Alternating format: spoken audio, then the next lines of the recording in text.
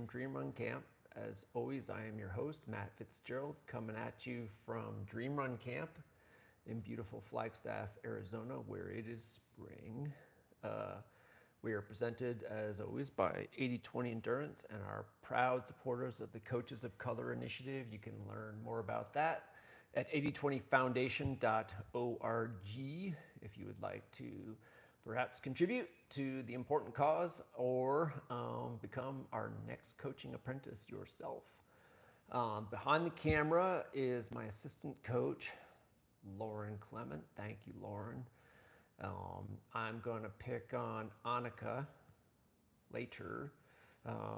Guest this evening is professional runner and coach Matt McClintock. Welcome, Matt. Thanks for having me. A lot of Matts in this world, aren't there? Yep. How do you feel about that? I'm not sure. Some could say too many Matts. I played on a soccer team with 4 Matts growing up. I had a lot. That was too many. Yeah, that sounds like. There's 11 people on the field. I don't know who's good with decimals. Turn that fraction into like 4 out of 11. That's a pretty high percentage of Matts. So they called me legs. We had 2 Matt M's in my class of like 12 kids when I was growing up. There were 2. There's actually 2 Matt McClintock and Matt McLaughlin. Oh God. So that was always a challenge. Yeah.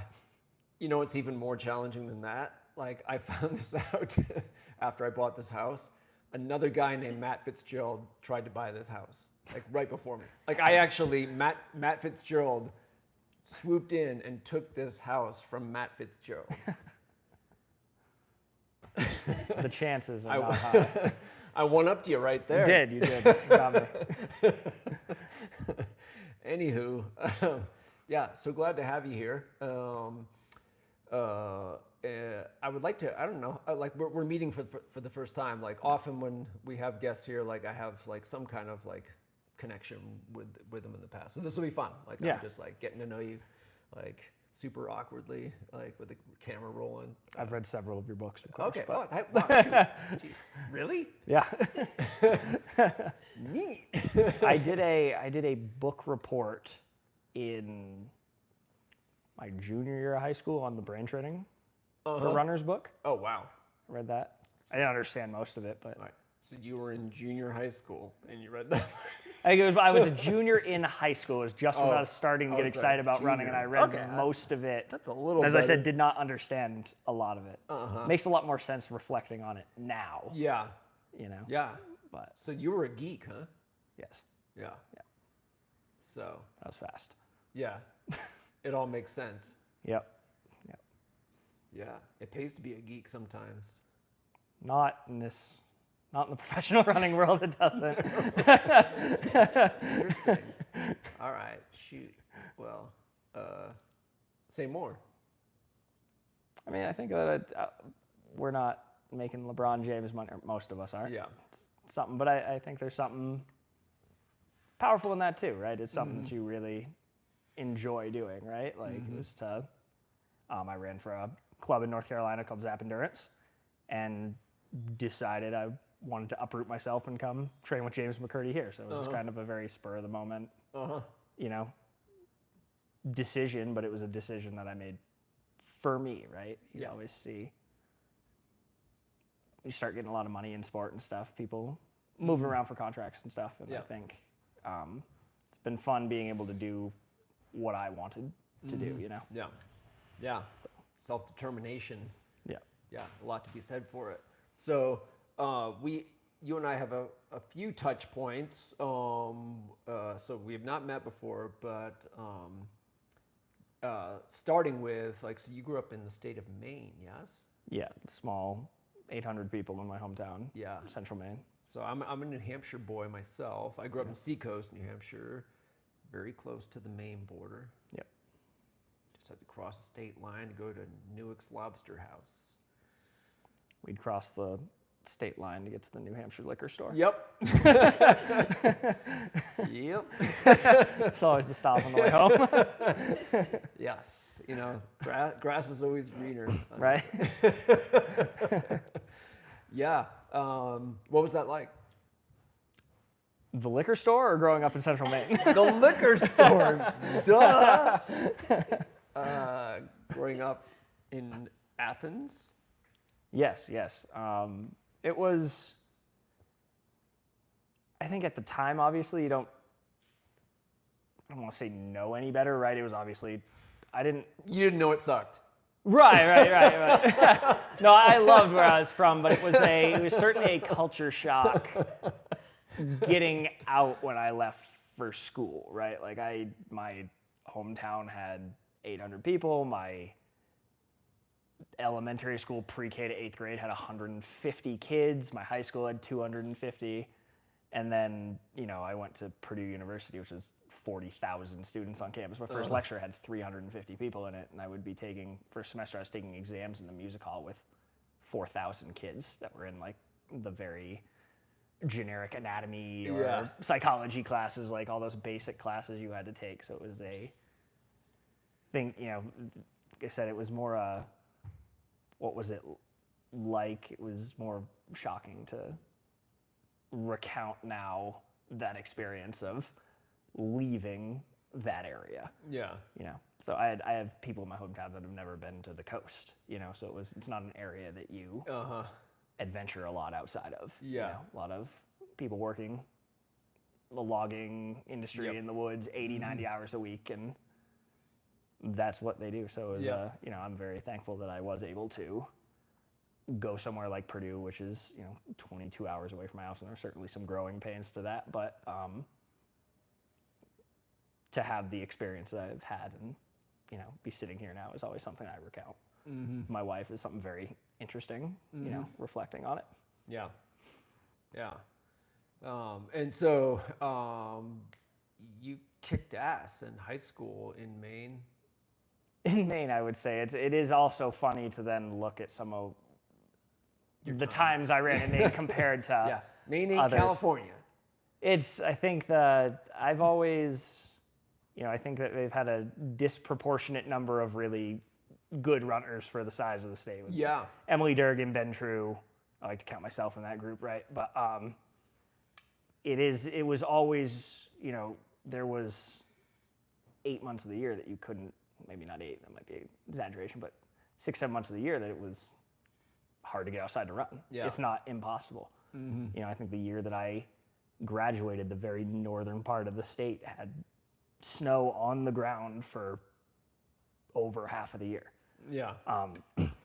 So I think it's just, training is not, when I was, up until my senior year of high school, it would be train for cross country from August to the end of October for the state meet, and I'd play basketball for 6 months and not run, and I'd do outdoor track, and then I'd not run in the summer when I was at home, right? So I think it's a very different environment that you're training in there, and I think it's one of the reasons that I was able to, when I left the state, I had been running 35 or 40 miles a week, so going to college running 60 to 70 to 75 was all of a sudden a very big shift, we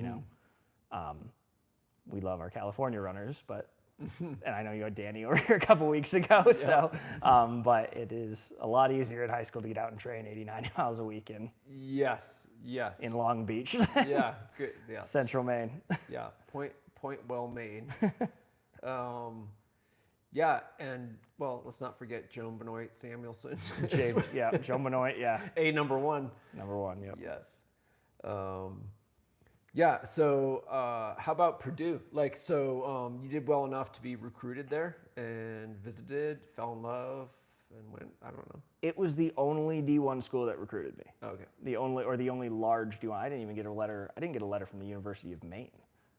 I don't know why, but I didn't get recruited by the University of Maine to run. I was committed to a D2 school. Did Maine have a good running program?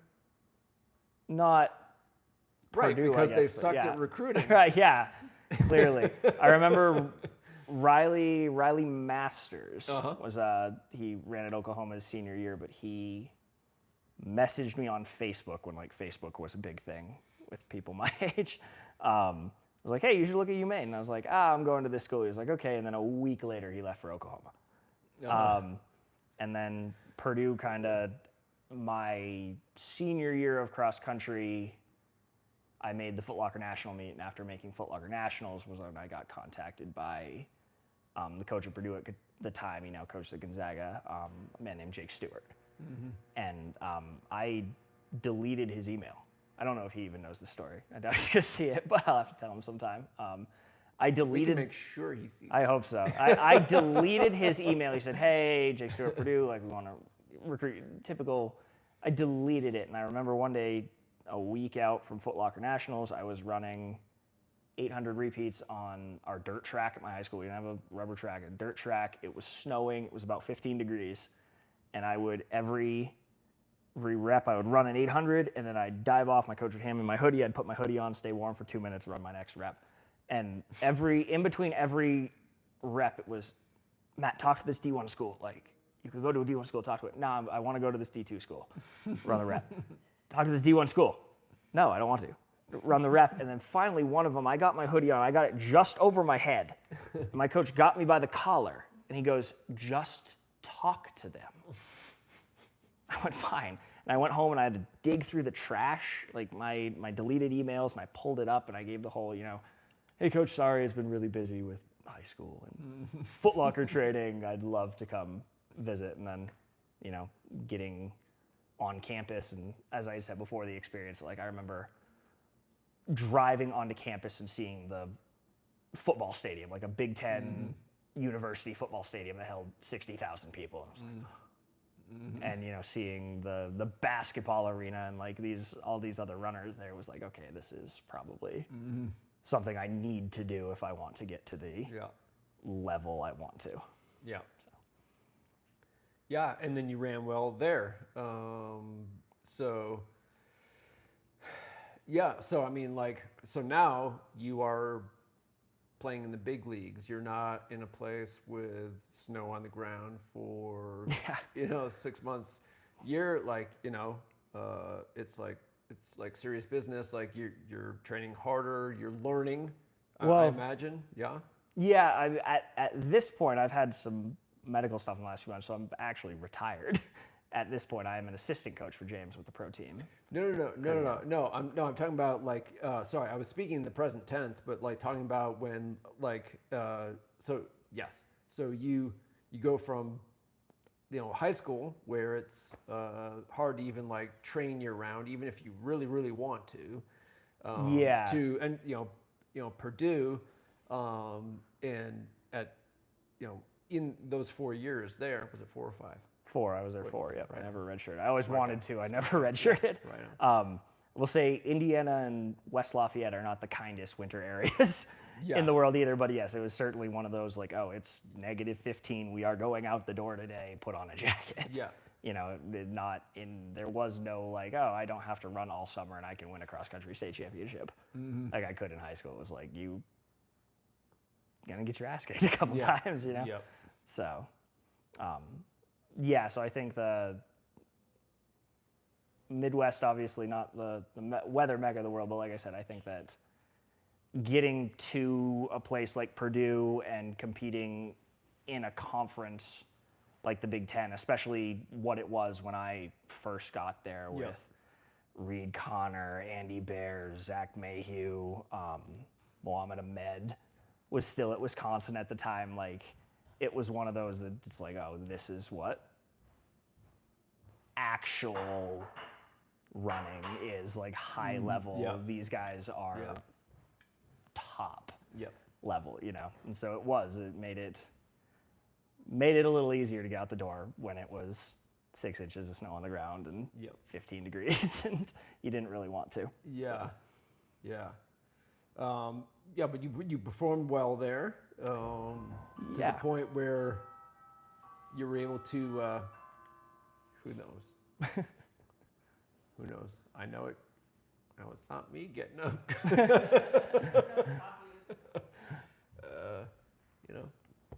When I said Very casual. this is like a very insistent. It's wine. Wow, that's something to. They have to. Gotta get that. Yeah, they gotta verify. Yeah, Luca Winery. everyone. Luca, Lucca. I'm a member, and now I guess I'm also an influencer. No, that seemed accidental, didn't it? Yeah.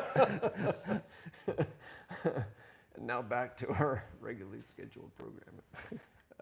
That was hilarious. So anyway, I want to talk about ZAP because I know those people. Yes. Yep. You know I know those people. Yep. Okay. Pete and Ryan. Yep. I'm sorry. I assume that everybody knows Pete because Okay. he's one of those guys who talk to everybody. So. Yeah. Well, I found him. He didn't find me. Mm-hmm. So how did they find you, or vice versa? I emailed them. I don't know how they kind of recruit at the time, but Pete, Yeah. at least when I was coming out of college, was very like, we want people that contact us that want to be here. Oh, okay. So I emailed them. That's smart. I remember, obviously, in my kind of like 22-year-old ego, like one of the first things Pete said to me after I emailed them was, "Hey, we're really glad you reached out. Like, we saw you. You're really good. We're hoping you'd email us." And I was like, "Did you email me?" But, you know, I in my older and wiser years, and spending time there specifically for the kind of the environment that ZAP was, as I'm sure you know, at the running camps, and where if you had ever been down to Boone and where ZAP was, it's a very unique living situation. So certainly, I think they've moved out of the facility now, but at the time, it being a very commune, for lack of a better way to describe it, you know. That's what Dream Run Camp's going to look like in the future, because I've been there. Yeah. No, I loved the area down there. It's very what I grew up in, right? Like I'd walk home in the pitch black down there. And, right. Yeah. Be surrounded by the woods and animal noises, not in the town like West Lafayette, you know, with a couple 100,000 people in a very small area. So it was getting there and seeing it was very like, I want to go back here because it's very reminiscent of where I grew up and interesting. What I enjoyed. Yeah, not for everyone though, right? You know, it's like, you know, just, you know, could you give a better description? Well, not better, a fuller description. You did just fine. I'm just saying, like, add on to that, because it's like, you know, you do have to be there to see, but I don't even know if a description is gonna describe, but in the town of Blowing Rock, I guess it's technically Lenore, because the river is the county line. The creek next to ZAP is the county line, and we're technically in Lenore, North Carolina, but it's 2,000 feet down in the valley off the side of the mountain below this kind of resort town. You know, I think Pete always gives the stat that there's 11,000 people is the population of the town, but 80% of the houses are lived in less than 4 weeks a year in this resort town, all very wealthy second homes. But we lived in this mountain valley, very classic Appalachian mountain valley. Lush, yeah, rhododendrons everywhere, all that. I think up until the first 2 years I was there, I don't think we had internet, but it was like satellite internet that didn't really work. So there was very limited internet, not a TV in the place. Like assigned duties, like would be driving the bucket tractor around with the brush hog on the back, like mowing the field. Chores. And I have videos of us. Because we didn't have anything to do. We had they cut a bunch of pine trees around and they stacked them up in the fire pit. And so the pile was probably as tall as this room in here. And we had a drone and bottle rockets, and we attached the bottle rockets. We built a makeshift compartment for the bottle rockets, and we lit the bottle rocket, flew the drone up, shot it at the pile of dead pine, and you see this flame probably 150 feet, 200 feet in the air. We were scared for a little bit. And I remember there was And you were how old? 23. Okay, all right. It was a story back in the day, like way before internet or anything. I would have done that when I was like 11. So fun. We didn't have anything to do. There were multiple times we had the bottle rockets with string, like off of, like holding them on string. There was a famous story down there that from the guys back when it started back in like 2006 that they made homemade napalm and set the creek on fire. So you can make it with apparently like something, gasoline and orange juice. You can make napalm. They set the creek on fire. So it was such a unique environment. I imagine particularly now in 2024 with like cell phones and internet and AI and all this stuff that like that was what we did. We would find brush so that we could, set things on fire, and that was how we occupied our time. Oh shoot! Dang. This is not about running. It was not. COVID was always not. I don't want to say COVID was a unique experience for us. I don't want to say fun, but like we were isolated during quarantine with the 10 of us. Oh God! So it wasn't. That is a reality show. Okay? So it wasn't that much different than what we normally had because it was 25 minutes up into town anyway. So we have it is on YouTube if you want to find it. There was a 25-minute remake that we made of The Shining. We remade of The Shining. We called it The Zappening, and we recorded it on an iPhone. Music, full. It's on YouTube still. Oh man! We'll watch it every once in a while. I think it's really funny. It's terrible, but I think it's really funny. That type of stuff was just how we entertained ourselves. I'll show you it after at dinner. We'll put it on at dinner. Okay, right, please. It was hilarious. It was just all of us. All right, I'm sorry. This is why you need to be here, folks, watching. You miss out on these moments. So yeah, please don't forget. No, I'll try. It's a lot of fun. Wow, yeah. But I mean, it's like. I'm sure, as you can see, it takes a very unique individual to be in that environment, right? Yeah. That for fun, we are gonna set stuff on fire with fireworks or create this near shot-for-shot remake of The Shining. Well, like I give money to ZAP every year. Mm-hmm. I have since I first went there, like in 2011.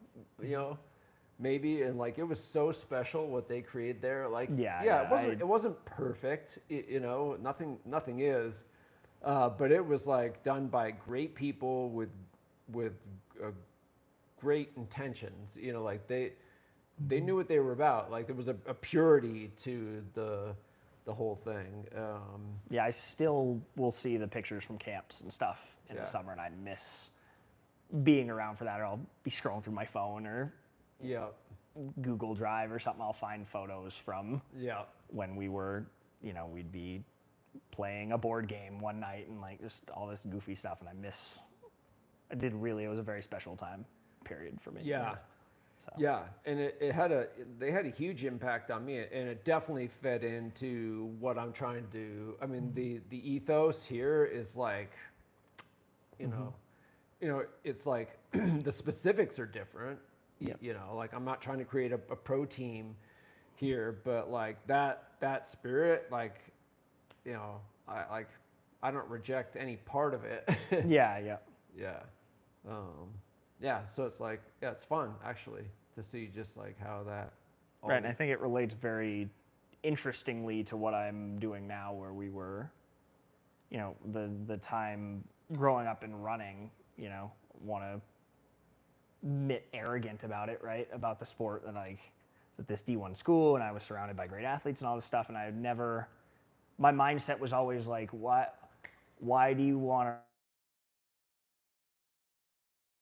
enlighten me to the enjoyment of running outside of competing and being competitive in it, right? And now coaching online for James McKirdy, I'm working with those runners that we have at the ZAP camp all the time. Right, and so I think it was a very good experience for me outside of the friends that I've made and my time getting to run and be supported there as a professional athlete, developing kind of a more maybe holistic relationship with running is the right word. Yep.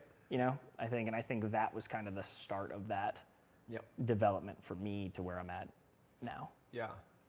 Yeah, so then the leap from Blowing Rock or Lenore Yeah, we spent most of our time. We were much closer to Blowing Rock. So we say Blowing Rock. Yes. From Blowing Rock to Flagstaff, from ZAP Endurance to McKirdy Trained. Were you recruited? No, I was. Story of your life, man. Right. No. There was when ZAP has found its footing again, for lack of a better term, but there was a very heavy transitional period around the time that I Right. left. A lot of the people that had come into ZAP with me had left. Yep. A lot of marathoners starting to develop, and I wasn't quote very good at the marathon at the time, so it was like a lot of my friends had left. I think I was the only man healthy for like a year period of this that was, so we were down to like 4 men on the team, and I was the only one healthy training by myself. And then when everyone else was training, they were all training for marathons, and I was doing some track stuff, road stuff. And so the fit just wasn't there for me at the time. And so I had I didn't like being solely a professional runner, I guess, anymore at that point. Like, it really was, and especially with COVID, when camps had been canceled and stuff, we weren't getting that summer with people. It was, I'm going to wake up at 7 and I'm going to run at 8:30 and I'm going to come lift, and then I'm going to eat lunch, and then I'm going to take a nap, and then I'm going to go run, and then I'm going to eat dinner, and then I'm going to go to bed, and I'm going to do it again, right? And so I was looking for something to keep me involved in running that wasn't necessarily going to require me to work at like a running shoe store. ZAP had already. Not that there's anything wrong. Not that there's anything wrong with that, certainly, but looking for kind of a stay-at-home, not have to be outside my home and stuff.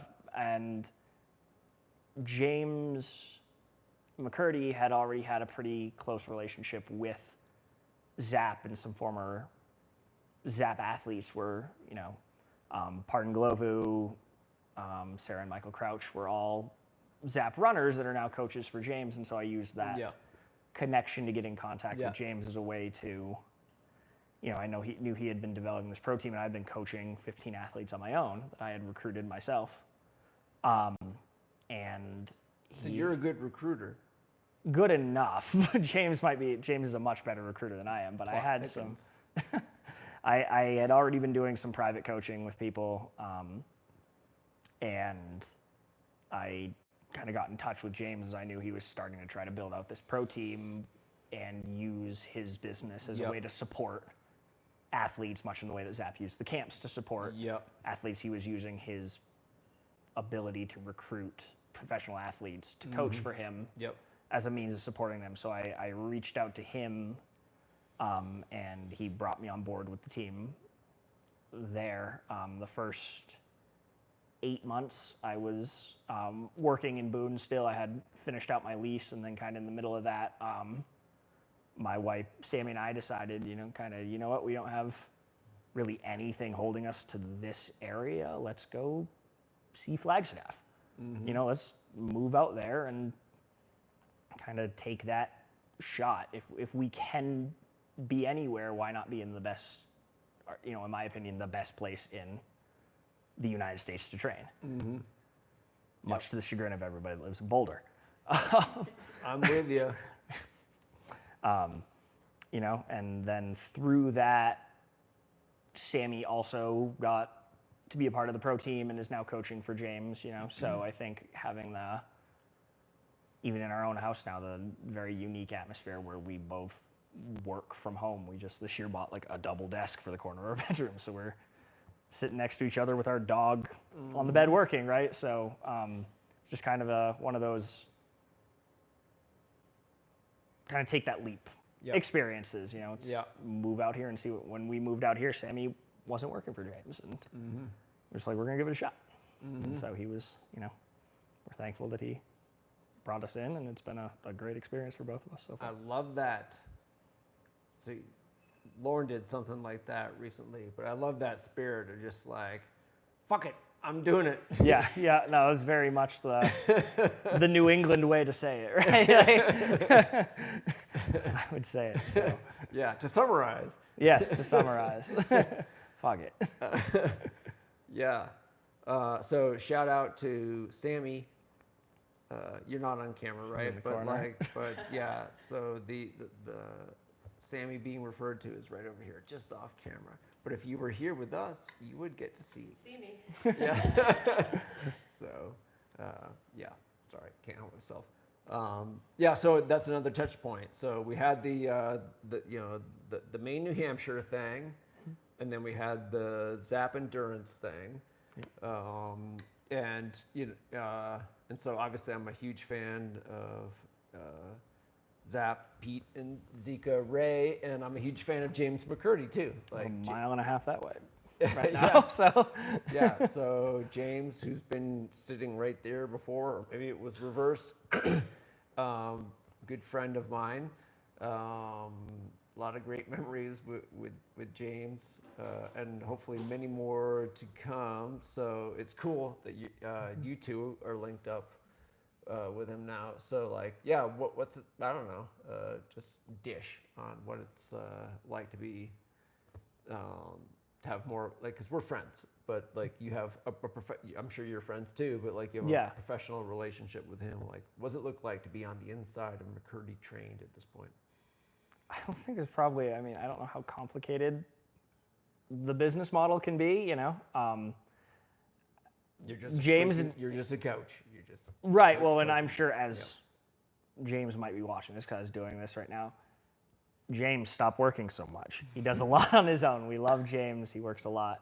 I'm sure, as you've known, he's a very hard worker and has certainly built this business up, from the ground up. And in some ways, I'm taking advantage of all, the hard work that he has put in. I think I don't know if I've met someone individually that works as hard as James does. But as you said, from a business perspective.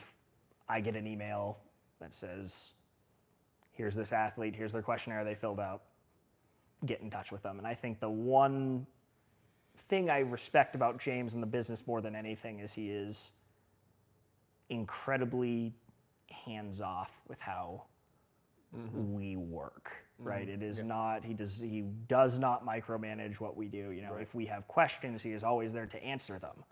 I don't know if I've ever asked James a question, I've waited more than 4 or 5 minutes for a response. Wow. So he's always on it when we have questions, and he is there to help us, but he also does not micromanage, which I think is a very respectable thing as for a boss, particularly when your whole, he coaches athletes, he coaches the pro team here, and when your whole business model is coaching people, Sammy is coached by fellow McKirdy Trained coach, Jack Polarecki, and that's one of the experiences for me as a spouse of it now is to not insert myself into what's going on. I assistant coach for both of them where I am needed, but I primarily work with the men.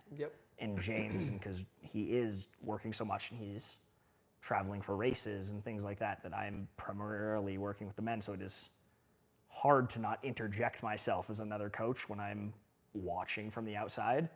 And I imagine that, James has close to 1,500 people at this point that he's watching us handle, and to not interject, like I said, I don't know if I could do it. I think it's a incredibly respectable thing to be able to do, in the way that he does it. He certainly puts us first. This is not in my opinion, has never been a money-making venture for him. And I think that's one of the reasons that he's been so successful with it, is that he cares about the athletes that we coach, and he cares about us that work for him as well, right? And so I think in anything where you are working one-on-one with people as intimately as we do, right? I think if it's going to be successful, that model has to be based on caring about the other person's success, performance, Yep. them as an individual, right? And I think that's one of the reasons that McKirdy Trained itself is so successful. That's the experience that I've had with it. Wow, that was really well said. Cool. So you have a question. This is Annika over here. Okay. What advice would you? I guess can go to both of you coaches. What advice would you give to someone like who is relatively new to running, like myself? I just started running like this past fall, seriously, and who is now I've never seen myself as a natural runner. So I don't know, what advice would you guys give? I think, and this is going to, I'm sure, speak to Matt as the 80-20 guy. I think broadly, I think that regular runners, recreational runners, however you want to phrase that, I think that people believe that the world record setters, all these people that we're watching on TV and in the Boston Marathon, I think they think people work way harder than we actually do, right? Looking at it, yeah, he's laughing. By that, I mean, I think that people think that we run way harder on easy days than we do. We work out way more. We work out way harder, right? That is the biggest conversation I have with every one of my athletes, is try and get them to slow down. And is the hardest thing that I have to try to force upon every one of my athletes, right? I had this conversation. This is probably a very, maybe a more extreme example, but I work with a woman who is coming off of some time off running, right? She's getting back into it, and we were talking, Matt, I can't do these 5-mile runs that you're prescribing. Like, I have to run walk. Okay, that's okay. But being on the phone with her the other day, she said, oh, well, one of my friends yesterday said, hey, you know what, let's try not to run walk. Let's not care how easy we have to run. Let's just not have to walk and see how far we can go. Mm-hmm. She said, I was running 11 30 miles and I went for 4 miles without stopping. And that was kind of the aha moment for me as her coach, looking at that individual perspective, was not that she couldn't run the 5 miles, but she was the times in those run walks that she was running so hard that she needed a break. Yes. And at that point, it was not zone 1, zone 2 training anymore, right? And that was kind of the explanation, was like, hey, like before we can worry about hard workouts and running really hard, we just need to be able to run, right? Like we need to, it doesn't matter how much lactate threshold or interval training you're going to do. If you run a 3-hour half marathon, which is, I just did math yesterday, 1349 miles or something, run walking, if you can just run the entire half marathon at 12-minute pace, that's a 30-minute improvement, you know? Like we don't have to do crazy stuff, right? At that point. So I think that, and that a very extreme example of what I'm trying to get across to everyone, being like, those easy days should be easy, right? My easy days when I was training, and this applies to Sammy, and applies to every one of the pros that I've coached, are 2 to 2.5 minutes slower than my marathon pace. I have a lot of athletes when they come in that are running 20, 30 seconds slower than marathon pace on their easy days. Yeah, I've had athletes that run their 5-mile runs every day faster than marathon pace. It's like, no, look at this in this perspective, right? And I think that I think it comes from a good place. I think that a lot of people say, hey, like running the marathon is gonna be hard. Training for it needs to be hard. Right. Therefore, everything needs to be hard. Right. But there is kind of picking and choosing where that effort is relied. And again, I read the 80-20 book. When you were 5. 3 months, no, 3 months ago, actually. Kind of my athletes too and explained. yeah, it's important to slow down. reinforcing that belief, right? So I think that is the biggest thing, is consistency and running easy. And one of the things in your book, in that book, that I really liked that you said was that, and I've seen kind of Steve Magnus kind of reiterate this idea that, like, the reason that people don't like running is because it hurts the whole time. It's hard. And the reason that it's hard the whole time is because people aren't running true easy pace. And I think Steve Magnus even took this a step further, in where he said, like, for example, probably the majority of the American population, zone 2 easy running effort is going for a walk, right? Where you're getting your heart rate in that zone, you know? Yep. And so for an individual like that, anything running is probably pushing lactate threshold. I couldn't imagine doing all of my running at lactate threshold. I wouldn't do it. Yeah. You know, having those days that you had talked about, going out, and if you're enjoying it and it's fun, you're going to do more of it, right? Is important. That's the consistency. Running isn't a sport. It takes a long time to get better, right? Like, it's not something that you're going to reach your maximum ability in 6 months. You're going to get better in 6 months, but you're going to be better in another year after that, and better in a year after that. So setting yourself up in a way that it is kind of it's a marathon, not a sprint type of idea, right? Like, sure, I've seen people that I've coached that go out and they run hard all the time and they get way better, and then in 3 months either they're hurt or they don't want to do it anymore because it sucks hurting all the time.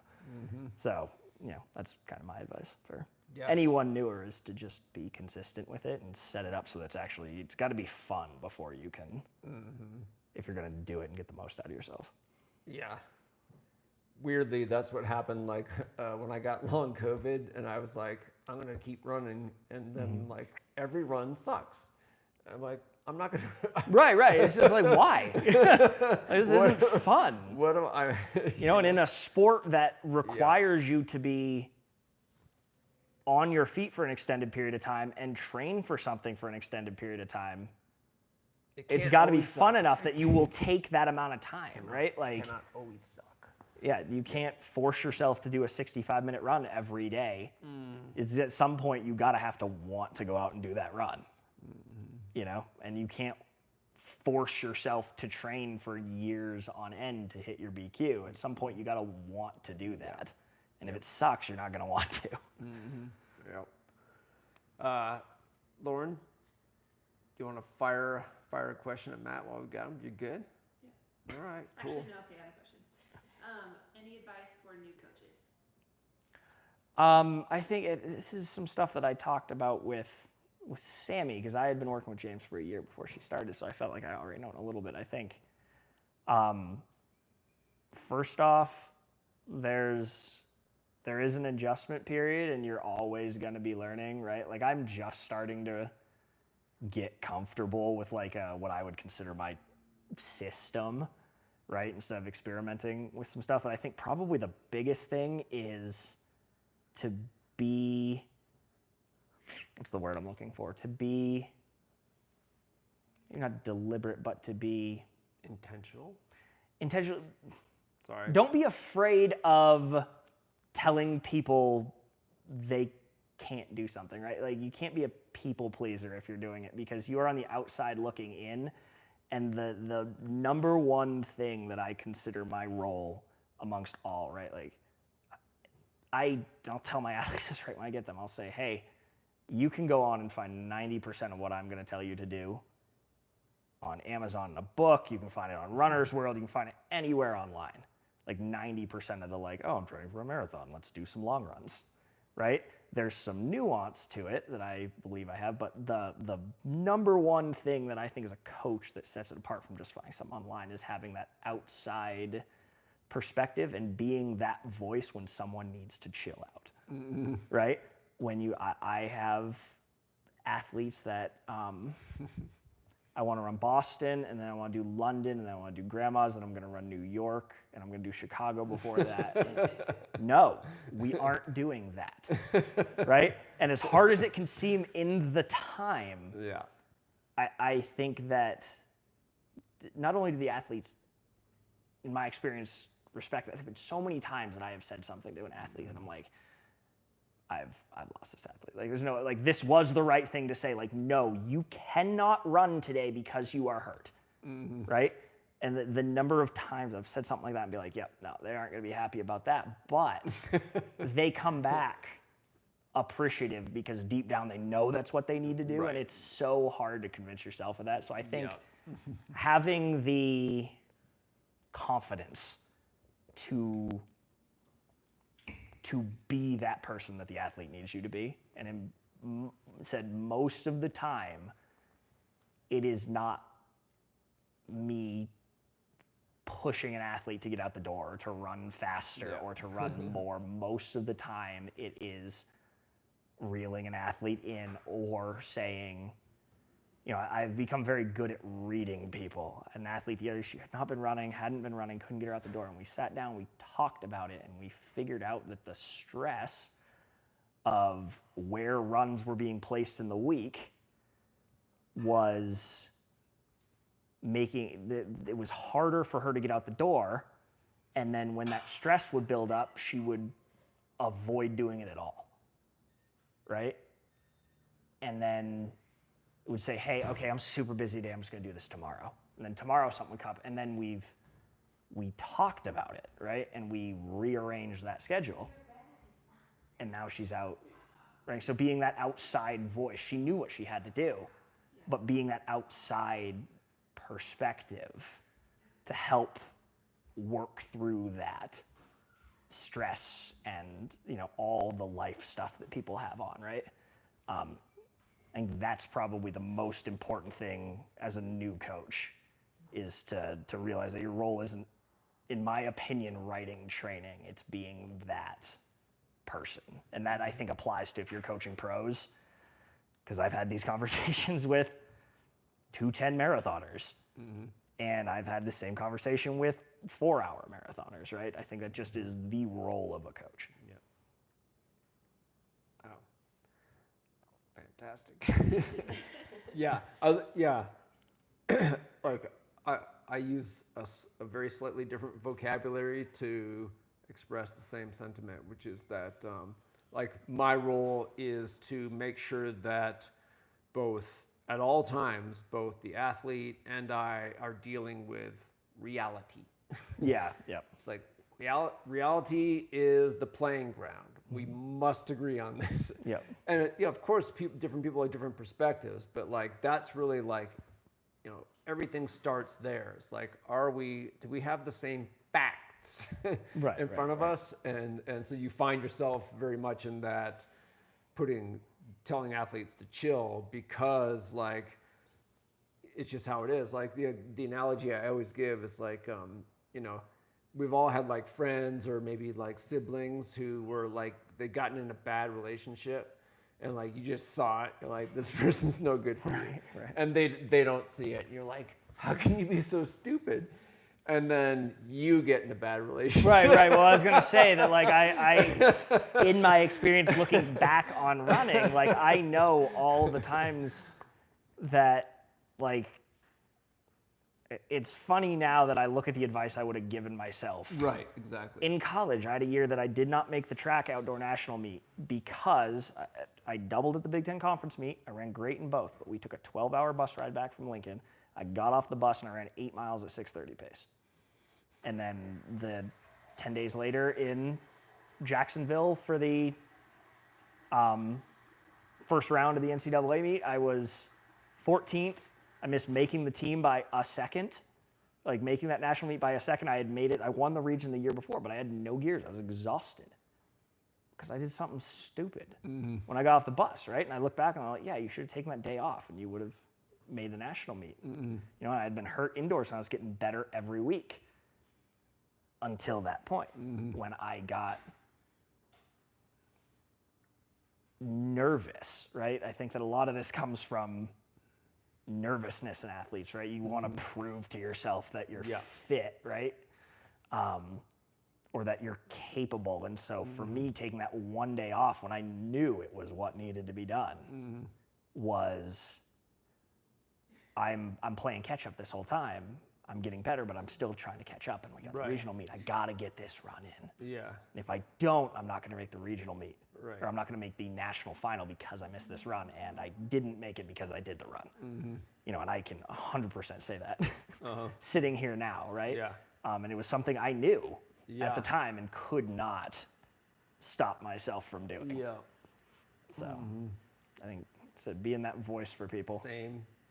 We've all done it. Yeah. Yeah. Well, all right. It's time for noodles. So shout out to Taki in the background. We've also got Andy from Hoka in the background.